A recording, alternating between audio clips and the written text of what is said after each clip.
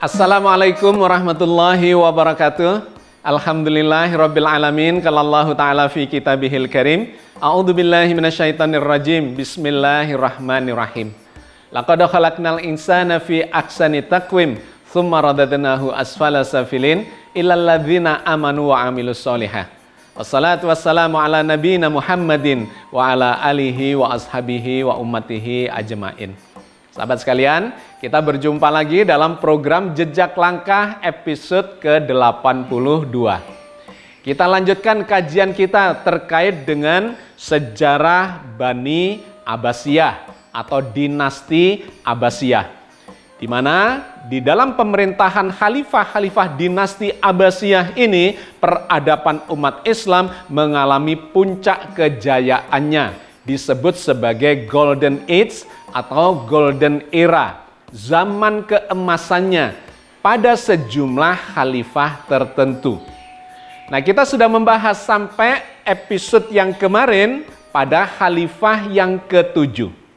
Secara keseluruhan, Bani Abbasiyah ini nantinya akan berkuasa kurang lebih selama 500 tahun. Dan setiap abad, setiap 100 tahun mengalami pergantian yang sangat signifikan para penguasanya dan memunculkan karakter serta dampak peradaban yang berbeda. Sampai dengan episode yang kemarin, kita sudah membahas pada khalifah yang ke-7, yaitu Khalifah Al-Ma'mun. Dia bisa berkuasa selama 20 tahun. Melanjutkan pemerintahan ayahandanya, yaitu Harun al-Rasyid, yang berkuasa selama 23 tahun. Di mana Harun al-Rasyid ini telah mencapai puncak kejayaan peradaban umat Islam karena memang memiliki perhatian sangat serius untuk membangun peradaban dari sisi ilmu pengetahuan. Di zaman Harun al-Rasyid itulah dibangun yang namanya Baitul Hikmah, pusat kebijaksanaan atau ilmu pengetahuan, dan melahirkan generasi-generasi ilmuwan-ilmuwan yang hebat. Dan kemudian ini dilanjutkan di zaman putranya, yaitu Al-Ma'mun yang berkuasa 20 tahun, yang memiliki perhatian yang sama, menggunakan semua kekuatan anggaran dan perhatian, segala macam fasilitas yang dimiliki oleh pemerintahannya, mengembangkan peradaban untuk segala bangsa, segala ras, segala agama secara sangat profesional, dan diberi ruang keterbukaan untuk mengembangkan peradaban itu seluas-luasnya, didukung dengan dana yang sebesar-besarnya. Maka praktis di dalam hampir sekitar setengah abad, 50 tahun mulai dari zamannya Harun al-Rasyid, kemudian putranya yaitu Al-Amin dilanjutkan dengan Al-Ma'mun, maka ini sekitar 50 tahun atau setengah abad itu, umat Islam mengalami puncak kejayaannya di dalam peradaban. Maka kita mengenal di zamannya mereka ini lahirlah generasi-generasi Islam, para ilmuwan yang memiliki visi jauh ke depan dalam bidang peradaban.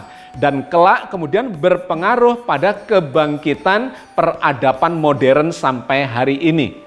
Di segala bidang, dalam lini kehidupan atau lini ilmu pengetahuan itu dikembangkan dengan sebesar-besarnya. Di bidang filsafat, di bidang sains dan teknologi, matematika, kimia, fisika, kedokteran, astronomi, dan segala macam perkembangan sains dan teknologi pada waktu itu. Juga di bidang seni, budaya, sastra, arsitektural, bahkan sampai kepada dakwah keislaman, di mana lahirlah tokoh-tokoh di bidang ilmu hadis, di bidang ilmu kalam, teologi, sufisme, bahkan madhab-madhab pemikiran fikih, semuanya berkembang dengan sangat baik pada zaman itu. Maka beberapa ilmuwan yang sudah kita bahas, kita coba cuplikkan kembali untuk memberikan data bukti betapa zaman itu lahirlah generasi-generasi para ilmuwan yang mewariskan pemikiran itu sampai kepada zaman kita sekarang ini. Di antaranya misalnya adalah Al-Khwarizmi yang melahirkan ilmu matematika atau aljabar. angka-angka desimal yang kemudian menjadi pondasi bagi perkembangan matematika modern, termasuk ilmu digital, algoritma.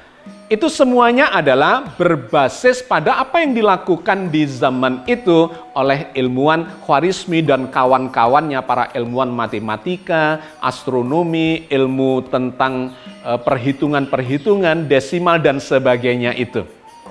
Juga ada namanya Jabir Ibnul Hayyan yang ahli di bidang fisika, kimia, farmasi, kedokteran, yang juga melandasi ilmu kedokteran modern.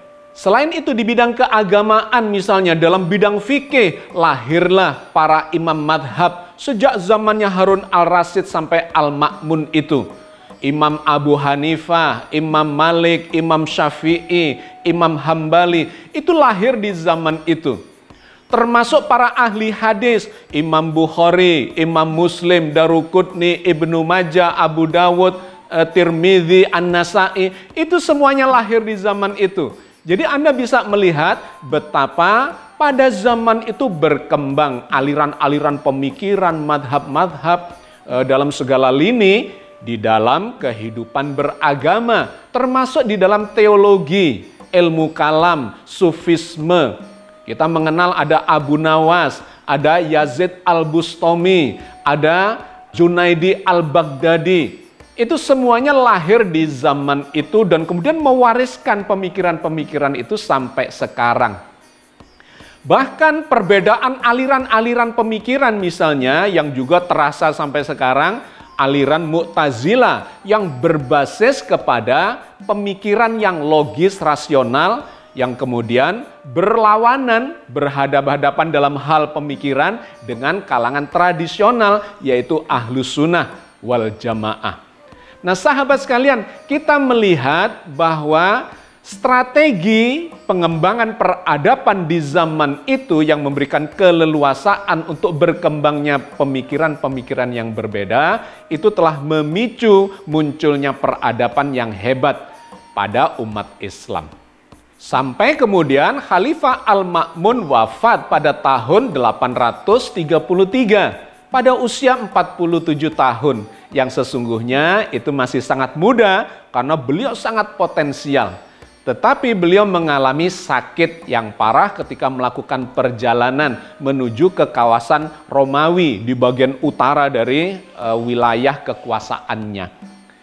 Nah setelah beliau meninggal itulah kemudian diwariskan kekuasaan itu kepada saudaranya, yaitu Al-Mu'tasim, sebagai khalifah yang ke-8.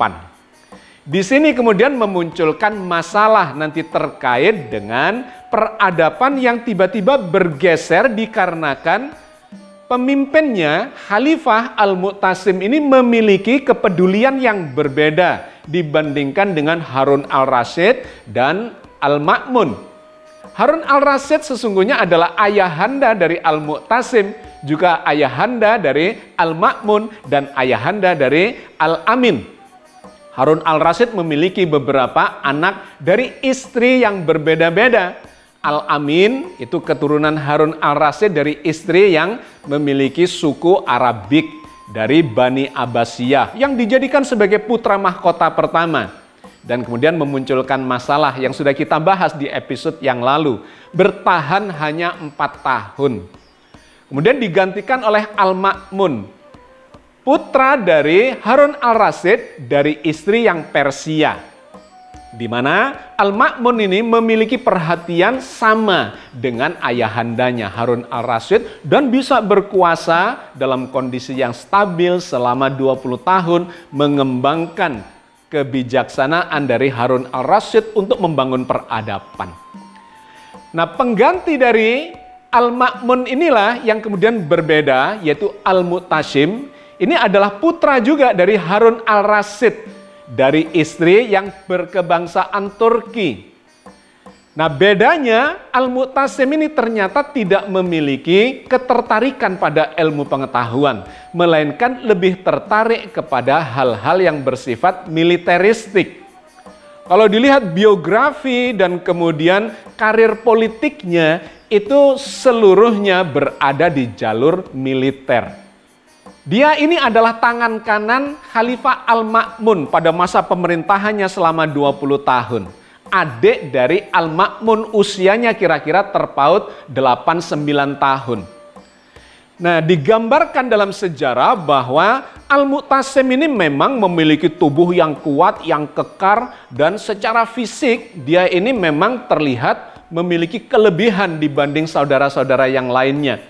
Dia lebih tertarik kepada karir di bidang militer, menjadi prajurit dan kemudian menjadi komandan perang di lapangan, bahkan menjadi panglima perang di zamannya Al-Ma'mun untuk menghadapi berbagai macam misalnya pemberontakan-pemberontakan kecil yang muncul di zamannya Al-Ma'mun itu, dan kemudian ada perang besar melawan Romawi atau Bizantium, di mana pada waktu itu pasukan militer yang dipimpin oleh Al-Mu'tasim ini bisa mengalahkan pasukan dari Romawi Timur atau Bizantium dalam perang Heraklia di bawah pimpinan Kaisar Theophilus. Itulah kekalahan Romawi Timur pada saat perang di zamannya Al-Ma'mun. Al-Mu'tasim sebagai tangan kanan di bidang militer dari Khalifah Al-Ma'mun itu memang memiliki karir yang cemerlang secara militer. Dia bisa meredam berbagai kondisi pemberontakan bahkan peperangan dan bisa memenangkan semua itu di zamannya Al-Ma'mun sehingga situasi pemerintahannya itu sangat stabil. Karena itu ketika Al-Ma'mun sakit keras dan kemudian menjelang wafatnya, dia menunjuk saudaranya yang menjadi tangan kanannya itu untuk melanjutkan kepemimpinannya. Karena pada waktu itu memang telah muncul bibit-bibit pemberontakan dari dalam negeri dan serangan yang lebih besar dari luar negeri, dari Romawi Timur itu. Dikarenakan pada saat menjelang wafatnya Al-Ma'mun itu memang telah muncul bibit-bibit pemberontakan dan serangan yang lebih besar dari Bizantium atau Romawi Timur yang dikalahkan. Setelah kekalahan di perang Heraklia itu ternyata Kaisar Theophilus ini menyusun kekuatan lebih besar lagi dan berhasil menyerang wilayah perbatasan di bagian Irak Utara dan merebut kawasan itu. Sehingga dibutuhkan kekuatan militer untuk mengatasinya dan itu ada di tangan Al-Mu'tasim. Karena itu menjadi satu alasan yang dibenarkan pada waktu itu untuk menyerahkan kekuasaannya kepada saudaranya yaitu Al-Mu'tasim, bukan kepada anak dari Al-Ma'mun. Yang kedua, pemberontakan dari dalam negeri. Itu ternyata juga terjadi secara sporadis dan semakin membesar di zaman akhir pemerintahan dari Al-Ma'mun itu. Misalnya dari sayap militer yang kemudian mulai terpecah. Ada yang pro pada Al-Mu'tasim, tapi ada juga yang pro kepada keturunan dari Al-Ma'mun, yaitu Abbas bin Al-Ma'mun. Tetapi itu kemudian bisa dipadamkan oleh Al-Mu'tasim. Yang ketiga, muncul juga perlawanan, pemberontakan atau friksi dari kalangan Syiah. Dikarenakan kalangan Syiah ini merasa terpinggirkan dibandingkan dari kelompok Persia. Al-Ma'mun dilahirkan dari istri atau ibu yang Persia sehingga sangat pro kepada orang-orang Persia. Nah, ini dianggap menyingkirkan atau menyisihkan kalangan Syiah yang keturunan dari Ali bin Abi Thalib. Yang lainnya lagi itu ada muncul kerusuhan-kerusuhan yang disebabkan oleh orang-orang asing yang datang, yang disebut sebagai kaum Zod. Orang-orang asing yang datang ke Baghdad itu membuat kelompok-kelompok yang sering membuat kerusuhan dikarenakan secara perekonomian, secara kesejahteraan sosial mengalami perbedaan dibandingkan dengan orang-orang yang lainnya yang makmur di zaman itu. Termasuk adanya friksi-friksi pemikiran antara kalangan Ahlu Sunnah dengan Mu'tazilah yang waktu itu semakin melebar. Jadi kondisi politik yang seperti inilah yang menjadi pertimbangan dari Al-Ma'mun untuk mewariskan tongkat estafet kepemimpinan itu kepada Al-Mu'tasim untuk mengatasi gejolak politik yang mulai berkembang pada waktu itu. Nah, menariknya kemudian ini memunculkan masalah dikarenakan ternyata kebijakan dari Khalifah Al-Mu'tasim ini memang berbeda dengan pendahulunya. Kalau para pendahulunya itu lebih pro kepada pengembangan peradaban, Al-Mu'tasim ini lebih pro kepada pengembangan kekuatan militer. Sehingga pada saat itu anggaran yang sebetulnya dimiliki sangat besar karena pemerintahan Islam dinasti Abbasiyah pada waktu itu sesungguhnya sangat kaya raya. Sukses secara ekonomi, perdagangan, dan kesejahteraan masyarakatnya sangat bagus. Negara memiliki anggaran yang sangat besar. Di zamannya Harun al-Rasyid dan Al-Ma'mun digunakan untuk mendorong perkembangan peradaban. Tetapi di zamannya Al-Mu'tasim digunakan untuk mendorong kekuatan militernya. Dan celakanya kemudian ini memunculkan masalah dikarenakan Al-Mu'tasim ini lebih pro kepada orang-orang Turki. Padahal di zamannya Al-Ma'mun sebagai keturunan dari Persia, istri Harun al-Rasyid yang Persia itu adalah ibunya Al-Ma'mun. Sedangkan Al-Amin itu ibunya dari Arab. Ternyata setiap pergantian kekuasaan pada jalur kebangsaan yang berbeda itu memunculkan masalah. Termasuk ketika pindah ke Al-Mu'tasim yang keturunan ibunya adalah orang Turki. Dia kemudian menyingkirkan itu orang-orang Persia dan orang Arab diganti dengan orang-orang Turki. Banyak berdatangan kemudian orang-orang Turki, bahkan budak-budak dari kawasan Turki di bagian utara itu banyak berdatangan ke Baghdad dan kemudian direkrut khususnya di dalam bidang militer karena Al-Mu'tasim ini memang sedang membangun kekuatan militer untuk menghadapi Bizantium, Romawi Timur dan sejumlah pemberontakan yang muncul di zamannya itu. Nah, inilah yang kemudian memunculkan masalah friksi horizontal satu di kalangan militer. Para petinggi militer, pejabat militer yang dari ras Arab maupun Persia itu kemudian disingkirkan, digantikan dengan para komandan dan panglima dari orang-orang Turki. Merembet kepada anak buahnya.